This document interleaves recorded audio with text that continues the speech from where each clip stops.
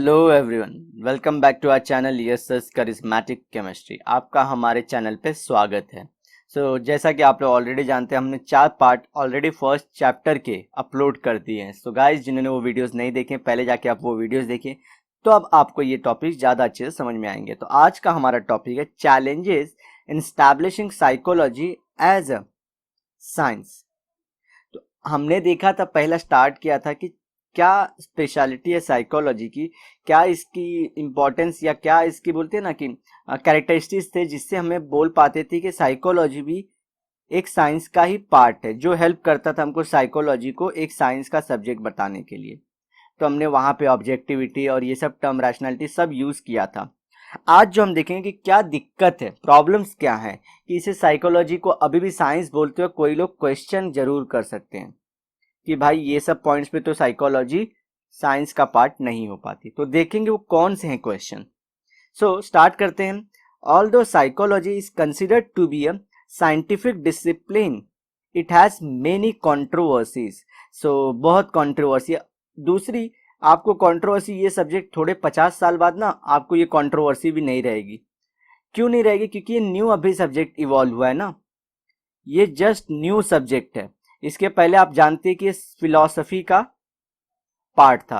ये new subject है, market में इसे अपनी पहले इज्जत बनानी है, और इससे लोगों को मनी जब दिखने लगेगा, मनी, तब अपने आप इसकी इंपॉर्टेंस आ जाएगी। मैं लिटरली खुल के बोल रहा हूँ कि मनी ही इंपॉर्टेंस है। आप लोग डिबेट कर सकते हो कि सब्जेक्ट को आप मनी से कैसे कर रहे हो, वो तो नॉलेज होता है। जो भी रहे, मैं बता रहा हूँ चैलेंज, ये पार्ट कैसे आप हटा सकते हो। आप फिजिक्स को लेके कभी नहीं आप ये पूछोगे कि फिजिक्स को साइंस बोलने में क्या प्रॉब्लम्स हैं। ऐसे आप सिर्फ और सिर्फ तो ये ह्यूमैनिटी के प्लस ऐसे सब्जेक्ट्स के लिए चुनते हो जो नए लगते हैं, ठीक है। Controversies and criticism of psychology have been made on theoretical, practical, ethical and philosophical ground। 4 ground पे इन्हें हराया जाता है। पहला कौन सा कि ये साइंस का पार्ट नहीं, पहला थियरी, जो थियरीज बनाते हैं लोग। फिर जैसा उनका इम्प्लीमेंटेशन और प्रैक्टिकल जैसे किया जाता है। जैसे लैब में आप चाहो तो एसिड बेस का टेस्ट करोगे, एसिड प्लस बेस का टेस्ट करोगे तो आपको सॉल्ट मिल जाएगा, सॉल्ट एंड वाटर मिल जाएगा। लेकिन यही चीज साइकोलॉजी में करके दिखाना बहुत डिफिकल्ट है। एथिकल ग्राउंड ये मैं बताऊंगा क्यों दिक्कत है। कुछ बच्चे जो साइकोलॉजी पढ़ते भी, और हमने देखा इसका सोसाइटी रिस्पॉन्सिबल है, सोसाइटी इसके लिए रिस्पॉन्सिबल है। मैं सब डिस्कस करूंगा कि कैसे। चलो अभी बताता हूँ। वो बोलते हैं कि अगर किसी आदमी का किसी एक स्टेप को जान जाते हैं कोई बच्चा आगे, वो क्या करेगा। बोलते हैं उसकी साइकोलॉजी मैंने पकड़ ली। इसे सो कॉल्ड जो चीज नहीं है वो हम लोग बता रहे हैं। इसी की जैसे फिजिक्स बता देता है कि आत्मा है, फिजिक्स बता दे कि आत्मा है, जैसे ही ये बात बोलेंगे आपको लोग समझेंगे कि अरे ये तो कुछ भी बोल रहा है। समझे ना, ये उस तरह की बात है कि आप दूसरे की साइकोलॉजी नहीं पढ़ते हो। Psychology is full of probability. ये वर्ड ध्यान रखिए, प्रोबेबिलिटी। और वो प्रोबेबिलिटी के अराउंड आप गेम खेलते हो, ठीक है। चलिए आगे करेंगे। एंड फिलोसफिकल की, इसकी फिलोसफी ग्राउंड से मतलब इसको हम क्वेश्चन करेंगे, देखेंगे।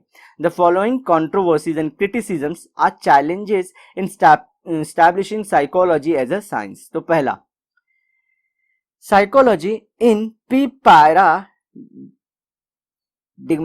स्टेट, ठीक है, paradigmatic sorry state, in contrast to mature and natural sciences such as physics and chemistry, psychology is younger and a social science। तो जैसे कि मैंने बता दिया, नई ब्रांच है, ये मैंने देखा नहीं था, ऐसे मैं आपको पहले बता रहा था। देखिए ये न्यू ब्रांच है, तो इसके ऊपर क्वेश्चन तो उठेंगे ही। आप जानते हैं सोसाइटी में आप अगर नया कुछ लाते हो ना, पहले सोसाइटी आपको अपोज करेगी, लेकिन जब उसकी एक्सेप्टेबिलिटी बढ़ जाएगी तो आपका नाम ऊंचा किया जाएगा। हमेशा दुनिया चेंज को लेके जेलस रहती है, चेंज को लेके जेलस रहेगी आपकी, क्योंकि एक तो पहले दुनिया ने वो चेंज जान नहीं पाए कि ये चेंज कर पाए, और जिसने कर दिया तो उसको अभी क्या करना है, अपने से छोटा बताने के लिए उसके चेंज को ही इनवैलिड बता दो। ऐसा होता है, ठीक है। अगर आपको सपोर्ट नहीं, इंडिविजुअल की बात करो, कोई इंडिविजुअल ऐसा चेंज ला रहा है, बहुत समय लग जाता है, जैसे गांधी जी को लगा था। लाइक गांधी जी धोती क्यों पहने, ये सब को लेके आज भी क्वेश्चन है। सो बहुत लोग चेंज के लिए रेडी नहीं होते हैं, ना सोसाइटी रेडी होती है ना लोग रेडी होते हैं, मतलब जो भी सोसाइटी में रहते हैं, तो वो चेंज के लेके लोग क्वेश्चन करेंगे। तो जैसे कि अब फिलॉसफी को तोड़ के नया ब्रांच बनाया गया साइकोलॉजी, अब लोग इसको लेके नया चीज है, नया है, तो इसको लेके क्वेश्चन बहुत करेंगे। तो वो प्रोबेबली है जैसे कि बता रहा हूँ, सोसाइटी की थिंकिंग ही वैसी रही है। जैसे कि मैं सिंपल एग्जांपल, लड़की अब जीन्स पहन ले, बहुत सारे, मतलब अब मुंबई बहुत मॉडर्न है, इवन मुंबई में भी बहुत प्लेसेस में अलाउड नहीं है। जो सोचते हैं कि 100% मुंबई में ऐसा है तो वो रॉन्ग सोच रहे हो। अपने आजू बाजू को थोड़ा निकल के एक्सप्लोर करो, आप अंडे के अंदर हो, अभी भी एक के अंदर हो जो आपने दुनिया नहीं देखी। खुद मुंबई में 2 करोड़ लोग हैं, उससे भी ज्यादा है। सो यहाँ पे अभी जीन्स पहन ले लड़की तो भी बहुत डाउट है, क्योंकि हमारे यहाँ कल्चर नहीं चेंज हो रहा, भले पैसा आ रहा है जा रहा है, ठीक है। आप अभी भी दरगाह में अगर जीन्स पहन के चले जाते हो, हाँ वो भी ईद और समझिए रमजान के टाइम में, सो घर वाले पहले बोलेंगे नॉनसेंस चीज, दूसरी चीज बोलेंगे कि, मतलब मैं ये नहीं बोल रहा कि सब लोग यही बोलेंगे, मैं बोल रहा है कि नहीं रिस्ट्रिक्शंस। तो ये चेंज अगर आ जाता है, ये हुआ था ईरान में। ईरान, आप लोगों को पता नहीं होगा, ईरान 1970s में ही वर्ल्ड का सबसे खतरनाक इस्लामिक कंट्री हो चुका था, जो बहुत ज़्यादा मॉडर्न हो रहा था। वहाँ पे आज जो आप ड्रेस देख रहे लड़कियों के, जो हमारे डेवलप वर्ल्ड लाइक यूएस में, उससे पहले वहाँ पे पहनना लड़कियों ने शुरू कर दिया था कॉलेजेस में। लेकिन बीच में वहाँ पे उनके गुरु आए, जो बोलते हैं आयतुल्लाह खुमानी आए, वो उन्होंने चेंज करके वापस बैक डाउन टू बुरखा ला दिया। सो आप लोग ऐसा नहीं सोचे कि दुनिया इसके पहले कुछ और थी। मैं बता रहा हूँ चेंज के लिए दुनिया रेडी नहीं है। आप अभी भी जाके गूगल पे सर्च करना ईरान का 1970s में जो एजुकेशन सिस्टम में लड़कियां कैसे कपड़े पहनती थी। लाइक मैं सिर्फ एग्जांपल लिया जीन्स को लेके, इसी तरह से आपके साइकोलॉजी को लेके भी क्वेश्चन होगा, कि साइकोलॉजी सब्जेक्ट को लेकर लोग बहुत सारे क्वेश्चन करेंगे। और ये सोशल साइंस का पार्ट है, तो सोशल साइंस वालों को तो वैसे भी क्वेश्चन क्या आया था कि इसमें क्या साइंस है, ये क्या साइंस की बात। तो अभी भी आप डिबेट कर लेना किसी अपने बड़े भाई बहन से कि ये फिलोसफी भी साइंस है, तो वो लोग बोलेंगे क्या रबिश है, अगर वो बुक नहीं पढ़े हैं तो, ठीक है। Though psychology is considered as a science, according to philosopher named Thomas Kuhn, psychology is still in a pre-paradigmatic state. ठीक है। अब इसका मतलब क्या होता है, चलिए इसको आपको मैं एक्सप्लेन कर देता हूं। देखिए यहाँ पे, जैसे कि आप लोग जानते हैं फिजिक्स में, बहुत डेंजरस कलर हो चुका है, एक सेकेंड।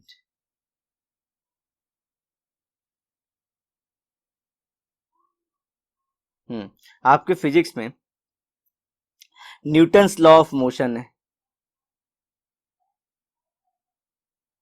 ऑफ मोशन, रिलेटिविटी की थियरी हुई, या तो सिंपल ग्रेविटी की ही थ्योरी ले लो कि सब लोग ग्रेविटी के इन्फ्लुएंस में हैं। ये सब प्रूफ है, आप ऑब्जर्व भी कर सकते हो, प्रैक्टिकली भी कर सकते हो, वैल्यूज भी निकाल सकते हो, प्लस ऑब्जर्वेशन भी कर सकते हो। तो ये मतलब क्या है, सेट है पूरा, मतलब आइडिया क्या है, पूरा सेट हो चुका है कि ऐसा ऐसा होगा। क्या कोई कॉन्फ्लिक्टिंग थियरीज नहीं इनके अंदर हैं, लेकिन बहुत मिनिमल लेवल की हैं, मिनिमल लेवल की हैं अभी तक ह्यूमंस के अंदर। साइकोलॉजी में क्या है, प्री पैराडाइमेटिक मतलब क्या, कि यहां पे बहुत सारी थियरीज हैं, वो थियरीज कभी कभी एक दूसरे को कॉन्ट्राडिक्ट करती हैं। कॉन्ट्राडिक्ट मतलब क्या, एक दूसरे को कोई बोलता है अगर ऑब्जर्वेशन मेथड ये होना चाहिए, तो कोई बोलता है ऑब्जर्वेशन मेथड ऐसा होना चाहिए, कोई बोलता है नहीं ऐसे होना चाहिए, तो एक कंसेंसस नहीं है। वहीं पे ग्रेविटी आपको ऑब्जर्व करना है, कोई भी सामान अभी भी घर में गिरा के देख लो सीधा नीचे ही जाएगी। अब वो कहीं ऐसे जाएगी, कहीं ऐसे जा सकती, कहीं ऐसे, तो इसके रीजन है कि ऐसे क्यों जाएगी, क्योंकि बोलेंगे ग्रेविटी का सेंटर जहां पे होगा उस तरफ जाएगी वो। आप भले कैसे भी सीधा आप सोचो कि ऐसे जानी चाहिए, तो रीजंस हैं। यहाँ पे बहुत सारी थियरीज हैं, कॉन्ट्राडिक्शंस है उनके बीच में, और कोई वर्किंग आइडिया नहीं है, वर्किंग आइडिया पब्लिक में नहीं है कि ये आइडिया काम करोगे तो आपका पास ये प्रॉब्लम है, ये आइडिया अप्लाई करो सोल्यूशन आ जाएगा। ये ऐसा कुछ फिक्स क्राइटेरिया और आइडिया जो वर्किंग कंडीशन में हो, वो अभी तक प्रपोज नहीं हुआ है बहुत ज्यादा लेवल पे।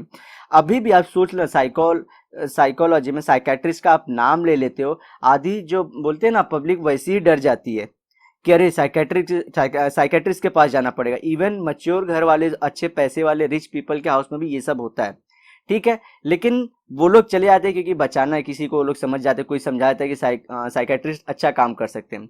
आप लोग ने खुद ने भी देखा रहेगा कि जो साइकेट्रिस्ट है उनकी लाइफ भी बहुत ज्यादा, हमने देखा रहेगा कि शोज में दिखाई गई कि वो बहुत ज्यादा क्या बोलते हैं कि इम्बैलेंस रहती है साइकेट्रिस्ट की लाइफ। मल्टी थॉट में वो खुद फंसे रहते हैं। वहीं पे आप बायोलॉजी ले लो, बायोलॉजी में आपके हार्ट का ऑपरेशन कैसे होता है ये लोगों को पता है, डॉक्टर परफॉर्म भी कर रहे हैं, सक्सेसफुल भी हो रहा है और पूरे पैसे भी कमा रहे हैं इससे। साइकोलॉजी में ये चीज अभी नहीं। तो प्री पैराडाइमेटिक का मतलब क्या हुआ कि ये सब चीज जो और सब सब्जेक्ट के साथ हो रहा है, जैसे फिजिक्स और बायोलॉजी में कि लॉ स्टैब्लिश है, कॉन्ट्राडिक्शन मिनिमल है, आप एप्लीकेशन बेस्ड नॉलेज भी जनरल पब्लिक में फैला सकते हो, इसके साथ वो अभी चीज अवेलेबल ही नहीं है। ये अभी बोलते हैं ना पप्पा बनना चाहता है लेकिन है अभी बेबी। सो बेबी वाले स्टेज को बोलते हैं प्री पैराडाइमेटिक स्टेज या पैराडाइमेटिक स्टेज, जैसा आप लोग इसको प्रोनाउंस करना चाहें। सो पप्पा को ले सकता हूं साइंस, तो साइंस बोलने के पहले के स्टेज को जो भी रहे वो सब जो भी कॉन्ट्राडिक्शंस, थियरीज और प्रॉब्लम्स हैं उसको बेबी स्टेज पे ले रहे हैं लोग। समझ गए आप लोग simply. Psychology has not succeeded yet in producing a cumulative body of knowledge that has a clear conceptual core। यही वर्ड हम लोग सिंपल सिंपल शब्दों में देख रहे थे कि एक फिक्स आइडिया, फिक्स देखो मैंने लिखा भी था, क्लियर ना किया हो तो, कि वर्किंग फिक्स आइडिया ये लोग का है नहीं कि ये फिक्स है, ठीक है। मैंने कहीं लिखा था, लगता चला गया। सेट आइडिया, देखिए यहाँ पे लिखा हूं सेट, कि कोई फिक्स क्राइटेरिया नहीं है कि इसके बेस पे आप बोल दो कि हाँ ये है। और एक बात बताऊं तो ये खुद हो भी नहीं पाएगा कभी, that is not possible also कि आप कोई फिक्स क्राइटेरिया बता पाओ। ये आपको बता देता हूं क्योंकि ये साइकोलॉजी ह्यूमन की साइकोलॉजी की बात करना चाह रहा है और ह्यूमन की साइकोलॉजी ही खुद में डाइवर्स है। We are not same. So आप एक सिंगल आइडिया कैसे अप्लाई करोगे इस पे?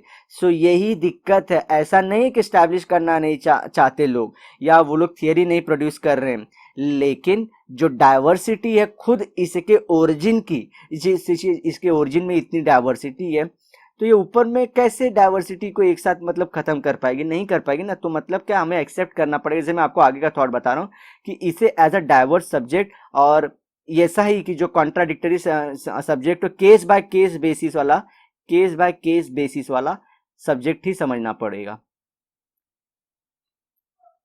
That is consequently agreed upon by the experts in the psychology. तो यही चीज जो होता है ये खुद साइकोलॉजी वाले भी एक्सेप्ट करते हैं कि हाँ हमारे पास फिजिक्स, केमिस्ट्री, बायोलॉजी वाली जैसी एकदम फिक्स थॉट नहीं है, ठीक है। तो वही हम लोग भी बताए कि देखिए वो लोग भी जानते हैं, ऐसे हमसे भी बहुत तेज लोग मार्केट में बैठे हैं जो अपना जिंदगी, अपने लाइफ का 24 आवर्स सिर्फ साइकोलॉजी पढ़ने में बिता रहे हैं। वी आर तो only like half an hour का एक लेक्चर और आपके लिए हाफ एन आवर का, अगर उससे भी ज़्यादा थोड़ा स्टडी और भी सब्जेक्ट है। लेकिन जो लोग वो भी एक्सपर्ट हैं, अपनी ज़िंदगी वो भी बिता चुके कई साल, तो वो लोग नहीं चाहेंगे ऐसा कुछ हो, लेकिन नहीं है। तो उसका रीज़न मैं बता दिया कि ये क्या होता है, ह्यूमन के दिमाग के बारे में, ह्यूमन के बिहेवियर, साइकोलॉजी के बारे में बात हो रही है, तो इसको डाइवर्स ही रहेगा। ये देखेंगे हम आगे। Issues related to objectivity and validity. Objectivity और सब्जेक्टिविटी के बारे में बहुत बार बता चुका हूं। ज्यादा डिबेट हो पाएगा तो सब्जेक्टिव हो जाएगा मैटर, और सिर्फ एक पर्टिकुलर पॉइंट पे, एक पर्टिकुलर आइडिया पे बात हो तो उसे ऑब्जेक्टिविटी बोलते हैं। और वैलिडिटी मतलब सच कितना है, कितना प्रूवन आइडिया है, ठीक है। सो ऑब्जेक्टिविटी मतलब क्या, आप बोल दो कि अगर कोई इंसान समझे लेफ्ट से चलता जा रहा है, कभी भी लेफ्ट मतलब उसका ना लेफ्ट पैर आगे आता है हमेशा, तो इसको सुधारने के लिए क्या करोगे आप? या तो इसकी साइकिल मतलब जो लेफ्ट में पहले पैर रखता है, आप लोग नहीं नोटिस करें लेकिन ऐसा रहता है, जो सीढ़ियां चढ़ते हैं तो किसी किसी का लेफ्ट पैर हमेशा फर्स्ट ही आएगा, कुछ भी कर ले वो। तो ये सब जो साइकोलॉजी, तो इससे क्या प्रूफ होता है कि इंसान का बिहेवियर क्या है, पता कर सकते हैं। है प्रूवन आइडिया है ये, कि मैं इस सिर्फ एक बेबी स्टेप से पता कर सकता हूं कि आगे क्या है, जैसे कि आप पेंसिल गिरा के, एक पेंसिल गिरा दूं फिर एक पत्थर गिरा दूं सबका, या फिर एक पूरा टीवी गिरा दूं या एक पूरा घर गिरे, वो ग्रेविटी के सेंटर में ही गिरेगा, जहां ग्रेविटी सेंटर की वहीं आएगी। ये फिक्स आइडिया, प्रूवन आइडिया, ठीक है। तो वो चीज का देखते हैं कि इसमें क्या दिक्कत है। Some areas of psychology such as personality, leadership, creativity, emotions, attitude.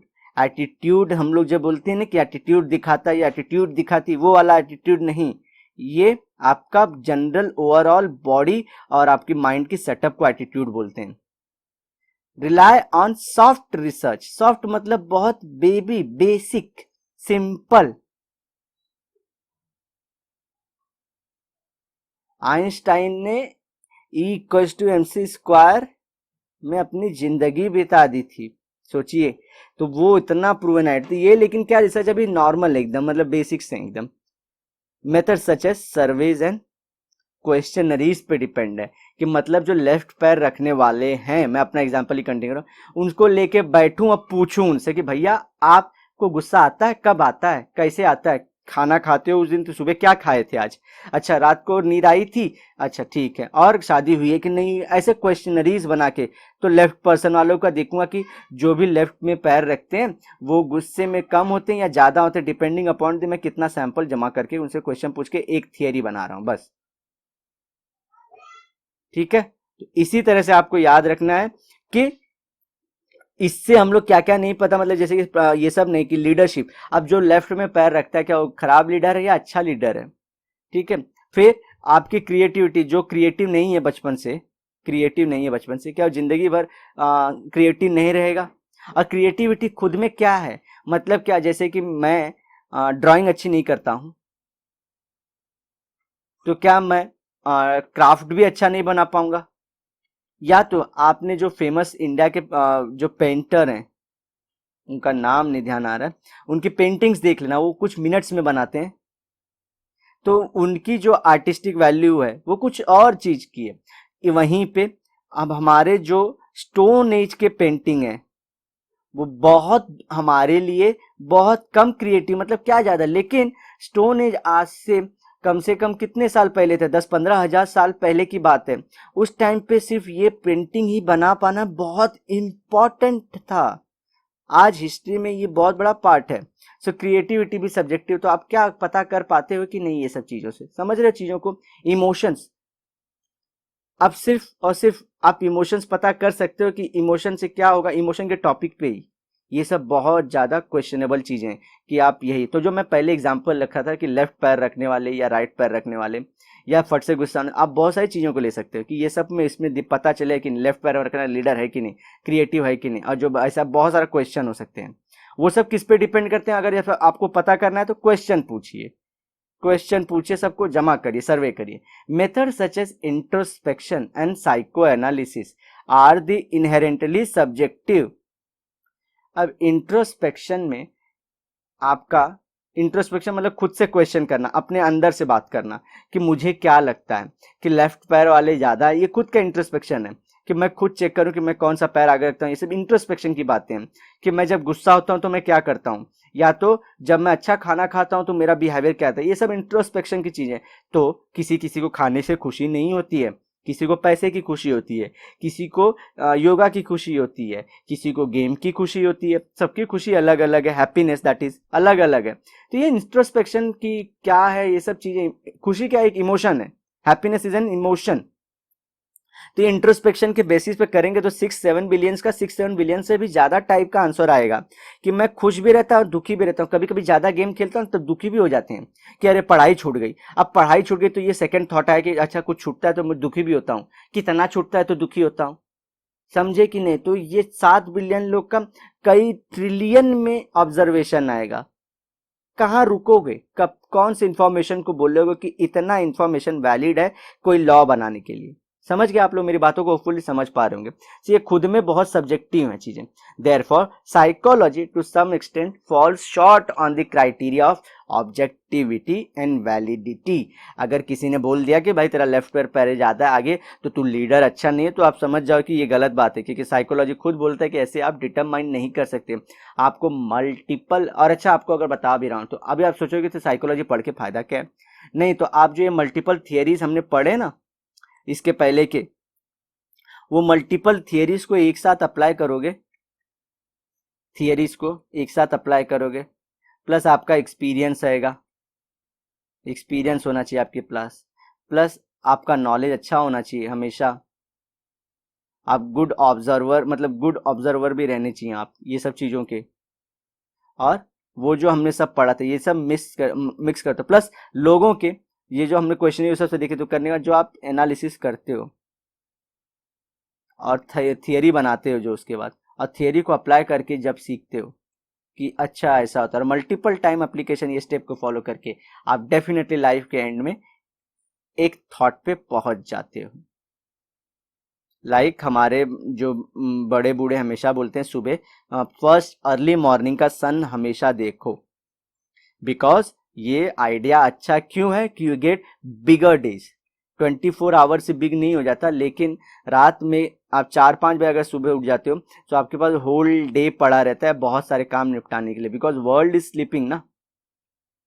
अब सब लोग नहीं सोते, हमारे मतलब वर्ल्ड का मतलब है कि इंडिया में जो भी रहेंगे, क्योंकि टाइमलाइन हर जगह अलग अलग होती है, तो वो स्लीप कर रहे हैं, maximum people are sleeping and you are doing your work, like आपका खाना बनाना, पढ़ाई करना आप कर चुके, और जब आप समझे 5 बजे पे तो दुनिया 8:30, अब वो 8:30 से शुरू करेंगे, अब उनका जो रात होगी वो 11 बजे हो जाएगी, आपकी भी रात 11 बजे ही होगी, क्योंकि आप भी 6 घंटा सोते हो, क्योंकि ये 11 बजे के बाद भी चाहे तो सो सकते हैं, लेकिन 11 बजे के बाद ये क्या प्रोडक्टिव काम करेंगे, मोबाइल पे ही बैठेंगे। ठीक है, अब मैं सबकी बात नहीं कर रहा हूँ, मैं जनरलाइज करके 100 में से 80 लोग यही काम करते हैं, नॉन प्रोडक्टिव वर्क। सिर्फ 10-20 जो ऑफिशियल रैंक पे जो पढ़ाई बहुत सीरियस कर रहे हैं, जो जॉब बहुत अच्छा कर रहे हैं और जो मेहनत कर रहे हैं लाइफ में, वो 20 लोग हैं। तो वो लोग, अच्छा ये डेटा कहाँ से आया है, ये हमारे डेटा आते हैं जो हमारी गवर्नमेंट के जॉब्स हैं, जो जॉब्स का गवर्नमेंट क्राइटेरिया निकालती है, तो कितने लोग जॉब में कितने लोग एजुकेशन में, वहां से सब डेटा आता है। ठीक है चलेगा, हम लोग फिर भी बोल रहे हैं कि सुबह उठना वो जो उनका थॉट है ये जिंदगी भर वो फॉलो करते आए हैं, तो वो जो चीज है वो साइकोलॉजी का पार्ट है। आर्मी पर्सनल अपने घर में सबको सुबह उठा के ही मानेगा। आर्मी के जो भी लोग हैं, आप लोग के घर में कोई रिलेट कर पा रहा या तो अपने दोस्तों की स्टोरी में से, कि वो सुबह सुबह डांट के चाहे गाली दें, क्योंकि मैं सिंपली बोल रहा हूँ गाली भी देते हैं, वो आपको उठा डालेंगे, और जो नहीं उठा तो फिर उसकी सुबह सुबह बैंड बज जाएगी, तो वो बैंड ना बजे वो डर से भी, प्लस ये उठा देंगे मार के, उस डर से भी लोग उठ जाते हैं सुबह। तो ये साइकोलॉजी है, आर्मी वालों जिंदगी भर यही फॉलो करते हैं। वो अभी आर्मी बॉर्डर पे 6:30 7 बजे 8 बजे तक सो रही है, उधर मालूम पड़ा पाकिस्तान चाइना हमको लूट के चले गए कि अरे इंडिया 8:30 बजे तक सोते रहते हैं, हम लोग 6 बजे जाके ये लोग को लूट के आ जाएंगे, दिक्कत है ना। तो इसलिए वो लोग यही चीज फॉलो करते हैं कि अर्ली सनराइज में वो लोग का वेकअप टाइम रहता है। समझ गए कि नहीं, तो ये चीज हो रहा है, ऑलरेडी हो रहा है, आपको टेंशन नहीं लेना है कि आप ये सब्जेक्ट यूटिलाइज कर पाओगे कि नहीं, नहीं नहीं यूटिलाइज कर पाओगे। हाँ वो चीज है कि जितने और सब्जेक्ट आगे बढ़ चुके हैं, साइकोलॉजी अभी उतना है नहीं आगे, लेकिन फिर भी आप लोग as a new students hopeful रहो कि इसका फ्यूचर में डिमांड आएगा, और अपने लाइफ और अपने सराउंडिंग में इसको अप्लाई करते रहो। अब इश्यूज रिलेटेड टू प्रिडिक्टेबिलिटी, ये आपके, अब ये बोलते हैं ना हम जनरल पब्लिक के हित की बात आ गई, हमारे बारे में बात आ रही है कि हम लोग प्रिडिक्ट करने के, वही बात बोल रहे हैं कि हम लोग कितना प्रिडिक्ट कर पा रहे हैं, और इसका रेप्लिकेबिलिटी मतलब कितनी बार उसको वापस से अप्लाई करने पे सेम चीज होती है या नहीं होती, तो उसको बोलते हैं रेप्लिका। अब मेजर गोल ऑफ साइकोलॉजी, गोल है मतलब क्या, उसका एम है, आपको एम और गोल में फर्क थोड़ा पता होना चाहिए। ठीक है, तो वो उसका गोल क्या है, to predict behaviour by understanding its causes. जैसे कि मैंने कॉज क्या बताया था, आर्मी वाले का ये सुबह उठाने का कॉज मैंने बताया था कि वर्किंग कंडीशन उनकी वैसी ही है। तो कॉज हमने पता किया कि नहीं पता किया, हमने घर के बड़े बूढ़ों को बोला कि सुबह जल्दी उठाते हैं, तो इसका कॉज फिर मैं बताने के लिए आपको देखो यहाँ दुनिया भर की बात बताया कि नहीं बताया, कि वहां से दिन बड़ा मिल जाता है थोड़ा काम करने को, वाइल आप दुनिया से थोड़े से रेस में आगे हो, आप एक्स्ट्रा टाइम ले पाए। तो कॉज क्या था उनके बोलने का, वो मैं आपको बताने की कोशिश कर रहा हूँ। और ये सब चीजें इनहेरेंटली मैं बता रहा हूँ आप लोग कि ऐसा चीज ही होता है। तो आप लोग को मैं वो बताने के चक्कर में कि आप लोग ये मत सोचिए कि साइकोलॉजी आपको प्रोडक्टिव नहीं है, यूजफुल है, लेकिन किस तरह से आप अपनी लाइफ में यूज कर, उसका रीजनिंग करना शुरू कर दो आप हर एक चीज का ना, तो आपके लिए सब चीज ईजी हो जाता है। ठीक है, तो ये रीजनिंग ढूंढने के पीछे मैं आपको ये सब बताया। देखिए हमारा नेक्स्ट पॉइंट में वही चीज था। In psychology making exact prediction is difficult as people respond differently in different situation। Even WHO ने एक बार क्या बोला था, दो ट्विंस थे मतलब जुड़वा थे, उनको अलग अलग खाना खिलाया, दोनों अलग अलग थे। दोनों ऐसा नहीं था कि सेम जोक पे हंसना, तो एकदम ही अलग बात है। बात ये थी कि अगर दोनों को ट्रैफिक में डाल दिया जाए, क्या दोनों गुस्सा करते हैं कि कितना गुस्सा करते हैं? दोनों का बिहेवियर अलग अलग था कि पब्लिक प्लेसेस पे ये अलग बिहेव कर रहा था, ये अलग। तो रीजन क्या रहता था, WHO बोला कि you are what you eat, you are what you eat. आप जनरली वैसे, जनरल बोला हूँ वर्ड, सुनिए, आप वैसे ही होते जो आप खाना खाते हो। ठीक है, so you are what you eat. तो देखिए जैन पीपल डोंट ईट, एक second, Jain people don't eat garlic and onion because these are testosterone booster, male hormone. So क्या होता है, सो इसके वजह से उनकी फिजिकल नीड कम हो जाती है। फिजिकल नीड से आप होपफुली समझ पा रहे हैं मैं क्या बोल रहा हूं। तो उनकी फिजिकल नीड कम हो जाती है, तो वो अब कॉन्सेंट्रेशन कहां कर पाते हैं, दो चीज में, पीस पे और पैसा पे। So you would have seen कि जो जैन लोग हैं उनके पास जनरली पैसा अच्छा है। इनका गवर्नमेंट का डेटा आप देख लेना, पर कैपिटा इनकम ऑफ हमारे जैन पीपल इज हाई, और वो क्राइम नहीं करते ज्यादा। These people don't do much of crime, murder order में आप इनका जब देखोगे रेशियो, तो रिलीजन वाइज भी डेटा निकलता है, इनका कम है। एनसीआरबी का डेटा लिख देना, national criminal record bureau, NCRB government का, नेशनल गवर्नमेंट का अपना डेटा है, वहां पे जैन लोग बहुत कम क्राइम करते हैं। तो देखिए पीसफुल रहते हैं। तो ये नहीं कि गार्लिक ओनियन खाने से, अब जो गार्लिक ओनियन खाते हैं तो इसका मतलब ये थोड़ी है कि सब लोग मर्डर ही कर रहे हैं। वन ऑफ द रीजन मैं ये बोल रहा हूं कि एक तो पहले फूड ही उनका अलग है। तो मैं वो पॉइंट पे कैसे पहुंचा, WHO के हिसाब से। और WHO के पॉइंट पे मैं आपको क्यों गया था कि प्रिडिक्ट करना, तो मैं प्रिडिक्ट करने को बताया था कि टफ है। आप इवन जो जुड़वा दिख रहे हैं उनमें भी टफ, उनको भी नहीं पता कर सकते कि वो लोग क्या बिहेव करेंगे। सो वो जो प्रिडिक्टेबिलिटी का पॉइंट है वो टफ है।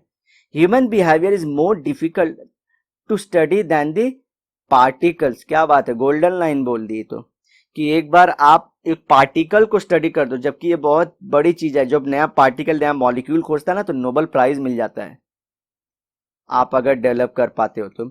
जिंदगी अपनी बिता रहे हैं सब लोग कि नया मॉलिक्यूल, नया स्ट्रक्चर हम कैसे ही पता कर पाए। तो बोलते हैं वो एक टाइम के लिए इजी है, रादर देन ह्यूमन साइकोलॉजी, सोचिए, एंड केमिकल कंपाउंड्स, ये खोजने में ज्यादा इजी है। Therefore the test results in psychology are more varied, harder to control and difficult to replicate. ठीक है, अब मैं डिफिकल्ट टू रेप्लिकेट क्यों बोल रहा हूं, सुनिए। अभी यहाँ पे हमारा एग्जाम्पल से, मैं जो एग्जाम्पल लूंगा उसी से कंटिन्यू करूंगा। अब क्या आप पूरी इंडिया में गार्लिक ओनियन खाना बंद करवा देंगे तो इंडिया में क्राइम कम हो जाएगा? सिंपल से कोई उठ के बोल सकता है, लॉजिकल बच्चा, कि भाई ऐसे तो काम करे कि इंडिया में गार्लिक ओनियन ही बैन कर देते हैं, सब लोगों को खिलाना बंद, क्राइम रेशियो कम, हमारा पैसा ज्यादा, पूरे वर्ल्ड में हम लोग सबसे आगे बढ़ जाएंगे। लेकिन इसको बोला ना, रेप्लिकेट नहीं कर सकते, क्योंकि ये वन ऑफ द रीजन है भाई, वन ऑफ द रीजन है। ठीक है, तो ये चीज ध्यान रखना है। वैसे भी बहुत सारे वेजिटेरियंस हैं, अच्छा, और ऊपर से गार्लिक ओनियन और मीट भी नहीं खाते ये लोग, ये से। लेकिन बहुत सारे वेजिटेरियन वो लोग भी मीट नहीं खाते, फिर भी वो लोग क्राइम करते रहते हैं। मैं बहुत नाम दे सकता हूँ, लेकिन दूंगा नहीं अभी आप लोगों को, सो दैट कि हेटरेड ना पहुंचे। लेकिन ये चीज ध्यान रखिए। तो इसको रेप्लिकेट कर सकता हूँ क्या, पूरी इंडिया में अप्लाई कर सकता हूँ क्या? मैं भी फॉलो कर तो हो जाएगा? नहीं होगा, क्योंकि इसके अलावा सोसाइटी भी रिस्पॉन्सिबल है। कि मेरी सोसाइटी में जहाँ रह रहा हूँ वहाँ की लोकेलिटी मुझे क्या सिखाती है, मेरा स्कूल मुझे क्या सिखाता है, मेरे पेरेंट्स मुझे क्या सिखाए, मेरी जो कंट्री है वहाँ से मैं क्या सीख रहा हूँ, मेरी खुद की अंदर की माइंड क्या सीख रही है, मैं कैसा हूँ, मेरा जेनेटिक मेकअप कैसा है, मेकअप मतलब कैसे मैं बना हूँ, ठीक है, किसका इन्फ्लुएंस मुझ पर ज्यादा है, इन सब फैक्टर में किसका इन्फ्लुएंस मुझे ज्यादा है। इवन मीडिया, मीडिया का भी नाम लिख सकता हूँ। समझ रहे हैं? तो ऐसे मल्टीपल रीजन है। होपफुली आप लोग सब्जेक्ट को मजे से समझ रहे होंगे एकदम। चलते हैं आगे। ऑब्जेक्टिफाइंग द ह्यूमन, बहुत बेकार चीज है। अच्छा पॉइंट है कि ऑब्जेक्टिफाइंग, ऑब्जेक्टिफाइंग मतलब क्या बताता हूं आपको। ऑब्जेक्टिफाइंग ह्यूमन मतलब क्या, आदमी को सामान जैसा बनाना। सामान क्या होता है बताता हूँ। दुकान में जाइए, पैसा दीजिए, डोंट रिमेम्बर कैरी मिनाटी का जोक, वो अलग चीज है, वो भी वही ऑब्जेक्टिफाइंग था, उसी को लेके पूरा बवाल उठा था।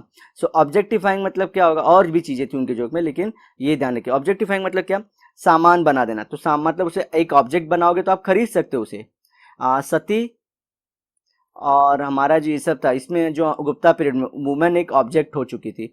तो ऑब्जेक्टिफिकेशन ऑफ वुमेन मतलब क्या, आज भी पॉसिबल, नेपाल और ऐसे में क्या होता है, औरतों को खरीद के लाया जाता है, इंडिया में भी लाया जाता है, सऊदी अरेबिया और मुस्लिम कंट्रीज में भी लेके जाते हैं। मैं किसी रिलीजन का नहीं बोल रहा हूँ, मैं किसी रिलीजन नहीं, मैं इंडिया इसलिए बोला कि इंडिया में हिंदूज हैं फिर भी, और इवन बहुत सारे अलग कंट्री का, वहां पे क्या नेपाल की वुमेन को बेचा जाता है मनी से। सो ये ह्यूमन राइट के अगेंस्ट है। सो ये हो गया ऑब्जेक्टिफिकेशन ऑफ द वुमेन। तो इसी तरह objectification of the, objectifying human मतलब क्या, आदमी को सामान जैसा ट्रीट करना। अरे हम इतने कॉम्प्लेक्स, हमारे पास इमोशन है, हमारे पास सेंस है। आप एक औरत को या किसी एक चीज को खरीद के क्या कर रहे, सिर्फ उसकी बॉडी का रेट है, उसके इमोशन का, उसके सेंसेस का, उसकी फीलिंग्स इमोशंस में ही आ जाएंगी, उनकी साइकोलॉजी का, वो सब कहाँ, आप उसको कहाँ तोल रहे हो पैसे से। Nothing can replace this thing. ये चीज ध्यान रखना इंपॉर्टेंट है। इसलिए साम किसी को खरीदना बेचना खराब होता है, समझिए, क्योंकि ये सब का तो आप ले ही नहीं रहे हो ध्यान में।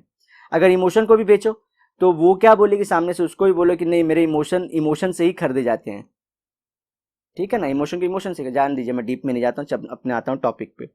सम existential and humanistic psychologist from within the field criticizes that by subjecting the human behavior to experimentation, psychologist objectifying person।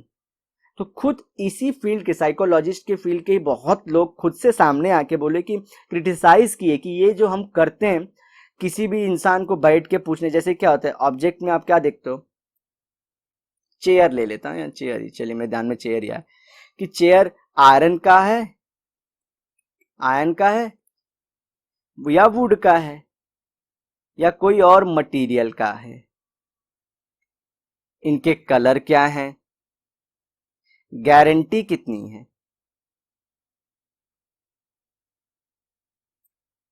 ठीक है। फिर यूज करने के बाद क्या करना है, थ्रो करना है या बेचना है। जैसे कि अगर मेटल का रहेगा तो बेच के वापस पैसा। तो ये क्या डिस्कस कर रहे हैं हम लोग, क्वालिटीज डिस्कस कर रहे हैं चेयर की। इसी तरह से बाजू में ह्यूमंस को बिठा देते हैं। ह्यूमंस में भी कौन सा कलर है, व्हाइट है कि ब्लैक है, ठीक है, व्हाइट है ब्लैक है, तो कौन से रिलीजन का है, इस्लाम है, क्रिश्चियन है, जैन है, हिंदू है, सिख है, क्या है। अच्छा, उसके बाद खाना क्या खाते हैं ये लोग, रहते कहाँ पे हैं,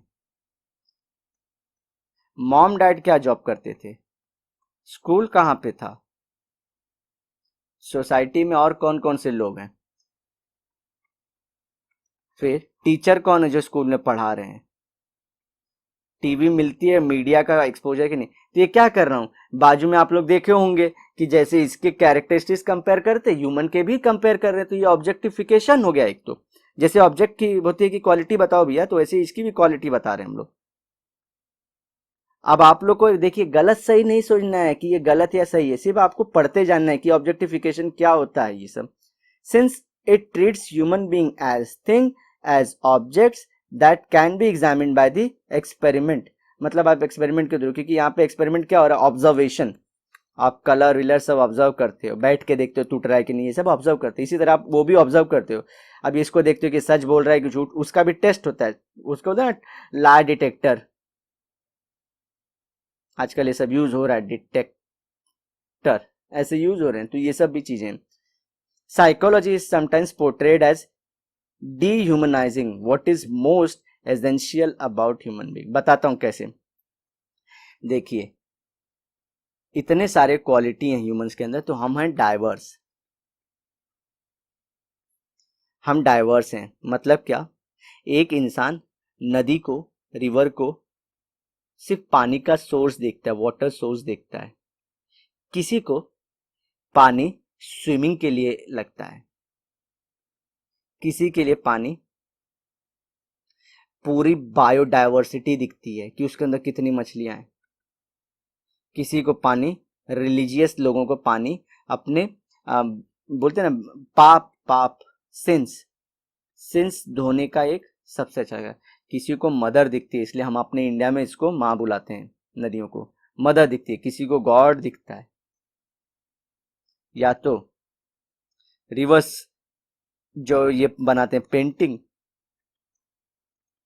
उनको दुनिया की दुनियादारी दिखती है उसमें। सो देखिए, एक जो रिवर है, रिवर को लेके डाइवर्स व्यू है कि नहीं, हमारा डाइवर्स व्यू है कि नहीं, ये डाइवर्सिटी मेंटेन होने देनी चाहिए। ये डाइवर्सिटी में ही मजा है।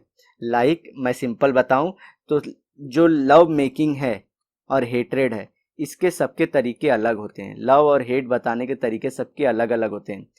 कोई कोई बहुत समझे, कोई ज्यादा रहता है, जैसे कि हेट करने वाले लोग मारा पीटी करते हैं, कुछ लोग खामोश बैठ जाते हैं, गांधी जैसे लोग साइलेंट हो जाते हैं,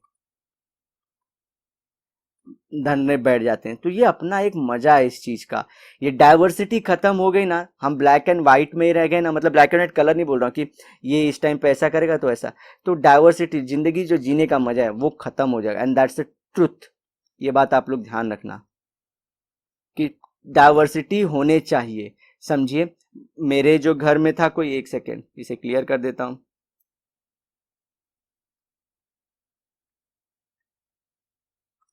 कोई कोई गलतियों पे, मिस्टेक्स पे डांटता है, डांटता है, अपने को एंगर दिखाता है। कोई वो मिस्टेक्स को मेरी सुधारता है, उसे करेक्ट करता है। अब एंगर वाले में भी मारना होता है या समझाना होता है, या फिर मतलब स्कोल्डिंग होती है या बीटिंग होती है इंडियन सोसाइटी में। वहीं पे कहीं कहीं पे करेक्ट करने के लिए क्या होते हैं, खुद बैठ के बताएंगे या किसी अपने एम्प्लॉय को लगा देंगे, या तो बोलेंगे जाके रिसोर्स कहीं से पढ़ लेना। सो ऐसे अलग अलग डाइवर्स है, पूरी डाइवर्स सोसाइटी है, लोग डाइवर्स हैं। तो ये चीज ध्यान रखना, ये डाइवर्सिटी ही मजा है। ठीक है, चलिए। और इसी तरह से, इसलिए मैं आपको आज कंक्लूड करूंगा इसी पॉइंट पे कि आप, जब लोग बोलते हैं कि जिंदगी एक पूरी लाइफ कम पड़ जाती है किसी को जानने में, दैट्स अ ट्रुथ। एक लाइफ में आप कंप्लीटली 100% किसी की साइकोलॉजी नहीं जान पाओगे। Whatever people are doing, they are doing just bits and उसमें पीसेस में। वो क्या पता करते हैं कि किसी को अगर इमोशन का इशू है, एक सेक्टर ऐसी हमारी, मतलब एक पार्ट है इमोशन, उसमें भी इमोशन में मल्टीपल वाले की खुशी, रोना, हंसना, बैठना वाला है, तो उसमें किसी को एक को पर्टिकुलर पॉइंट को सिर्फ करेक्ट करते हैं साइकेट्रिस्ट कि इस पॉइंट को हमें सिर्फ कंट्रोल करना है। जैसे नहीं होता है कि रिवर के ऊपर, रिवर बह रही है, उस पर थोड़ा सा कभी थोड़ी देर के लिए डैम बना दो, ठीक है, तो डैम से क्या पानी आगे नहीं जाएगा। सो साइकेट्रिस्ट यही प्लग एंड बोलते हैं ना कि ये पॉइंट पे काम करते हैं। जैसे हमारे यहाँ मल्टीपल रिवर्स है, हम मल्टीपल रिवर्स हैं, तो वो सिर्फ एक पे ऐसा डैम बना देंगे। तो इसको क्या करेंगे, करेक्ट कर रहे हैं। डैम हट भी सकता है, डैम बना भी सकते हैं, या तो और चीजों पे भी डैम बना सकते हैं।